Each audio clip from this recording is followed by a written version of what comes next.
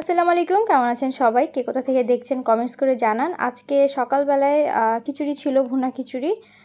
এটা বুটের ডাল দিয়ে করা হয়েছে, পোলাওয়ের চাল, বুটের ডাল আর ছোট ছোট মাংস দিয়ে দেওয়া হয়েছিল।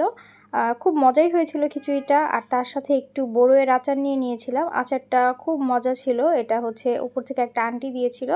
তার সাথে চা ছিল। আর এই তো ঈদের ছুটি শেষ, চলে আসলাম ঢাকায়।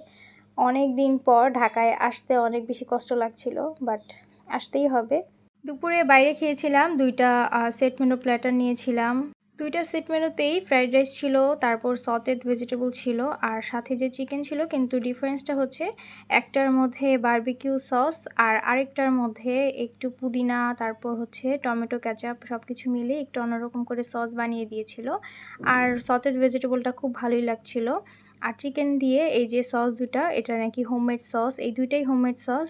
এই সস দুইটার খুব প্রশংসা করছিলেন ওনারা। আর খেতে আসলেই ভালো ছিল, বিশেষ করে সবুজ রঙের যে পুদিনার সসটা, এটা খুব ভালো ছিল। আর রাতে খেয়েছি হচ্ছে গরুর বিরিয়ানি। এটা বাবুর্চিদের দিয়ে করানো হয়েছিল। অনেকদিন পর বাবুর্চিদের রান্না করা বিরিয়ানি খেলাম। তাছাড়া আপনার বাসার বিরিয়ানিটাই বেশি খাওয়া হয়, আর বাসার বিরিয়ানিটা ভালোও লাগে বেশ। যাই হোক, এই তো আজকের ব্লগটা এই পর্যন্তই। কে কোথা থেকে দেখলেন কমেন্টস করে জানান। ভিডিও ভালো লাগলে পেজ ফলো করে অবশ্যই পাশে থাকবেন। আজকের মতো বিদায় নিচ্ছি। আল্লাহ হাফেজ।